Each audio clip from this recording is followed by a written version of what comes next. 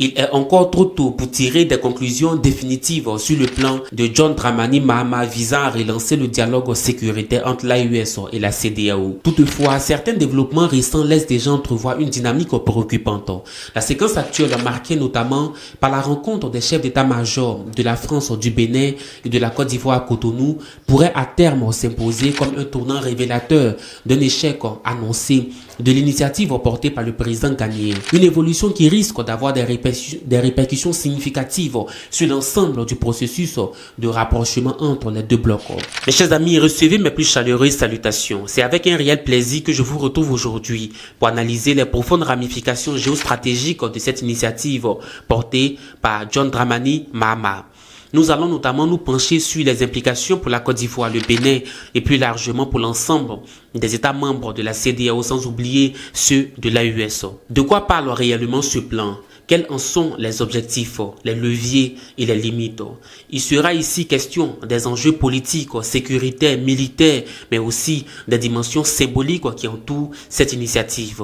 Comme je l'ai mentionné en introduction, il est encore prématuré d'établir un bilan définitif. Néanmoins, il est déjà possible d'esquisser certaines tendances lourdes et d'anticiper les issues de l'initiative sécuritaire du président ghanéen. Je vous donne plus de détails dans un instant. Suivez. Africa unite. Honneur! Gloire. Dignité. Pouvoir. Victoire!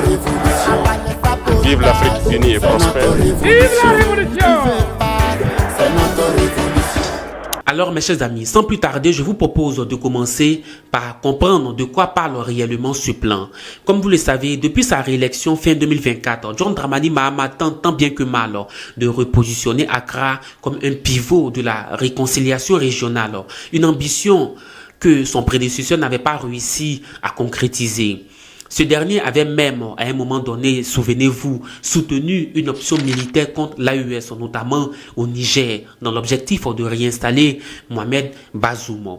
Aujourd'hui, la nouvelle orientation impulsée par Mahatma se veut en rupture avec cette logique de confrontation.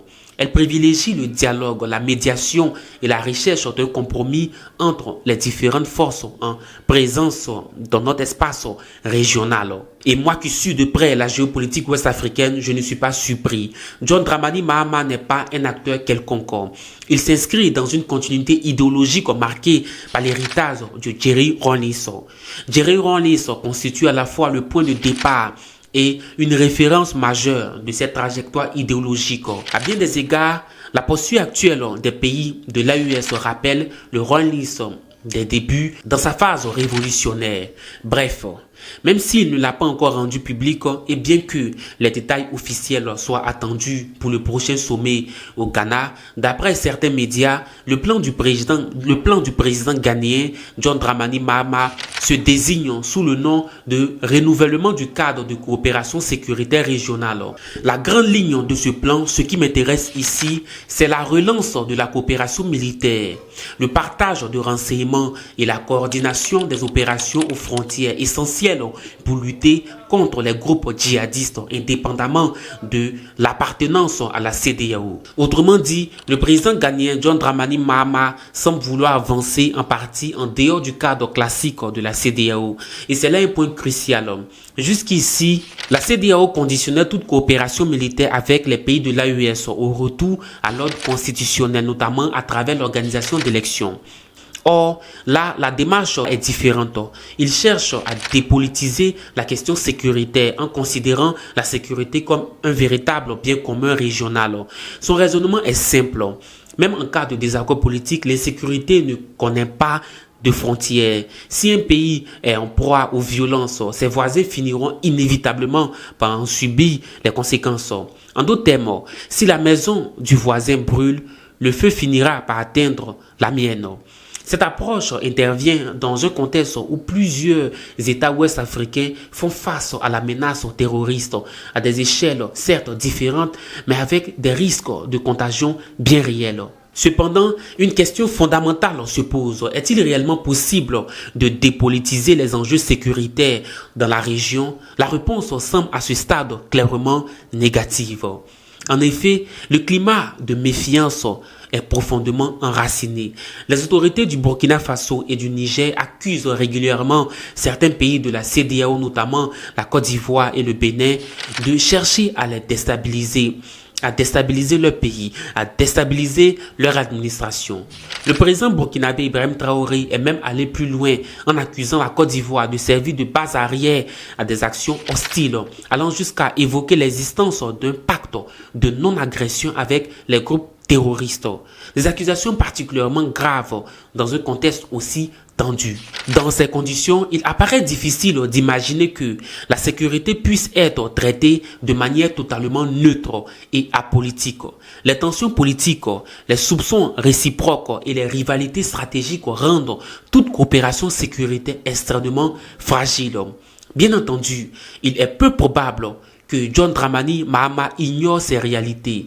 L'hypothèse la plus plausible est qu'il cherche lui-même en réalité un moyen de permettre à son pays de coopérer sur le plan sécuritaire avec l'AES en dehors du cadre strict de la CEDEAO. Son approche semble être d'initier une dynamique alternative à laquelle les États membres de la CEDEAO intéressés pourraient librement se joindre. Ce qui est certain, c'est que cet aspect du plan du président ghanéen ne suffira pas à lui seul à décrisper l'atmosphère entre certains États de la CEDEAO et ceux de l'AES. Les tensions restent profondes et les logiques de méfiance mutuelle continuent de structurer les relations entre ces blocs.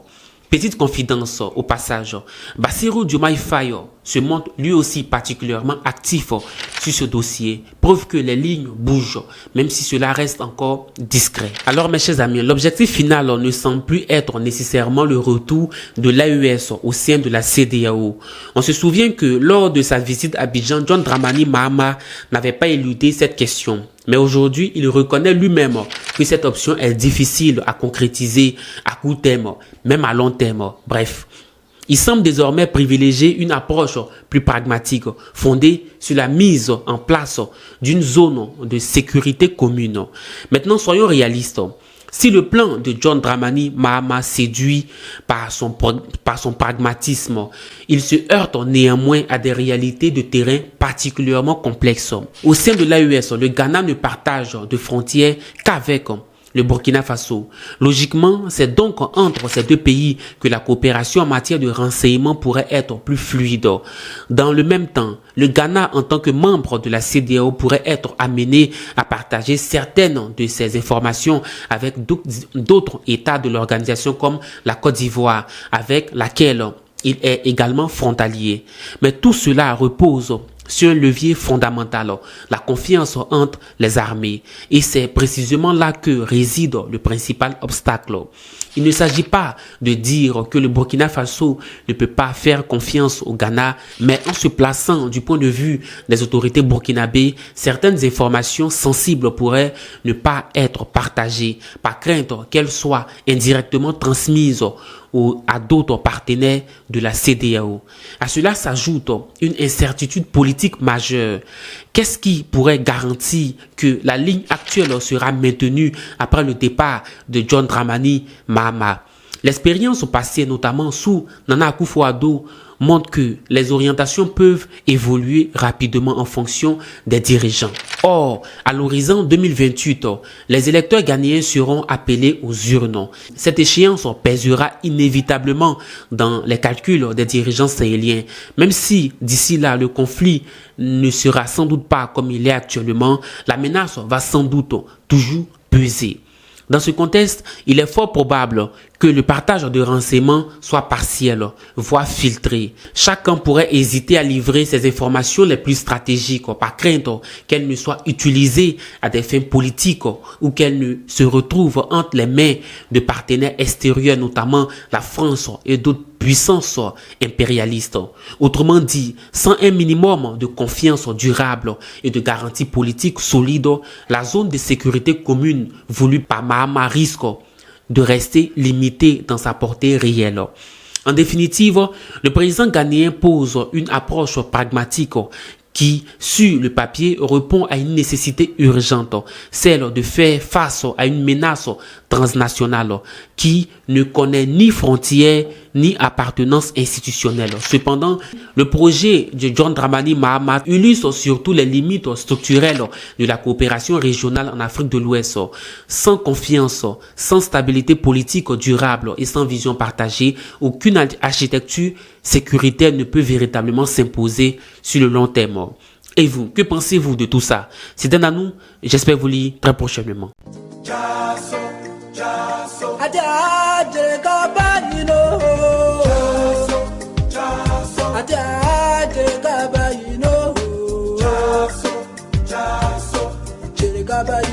Jerry Gaba, you know.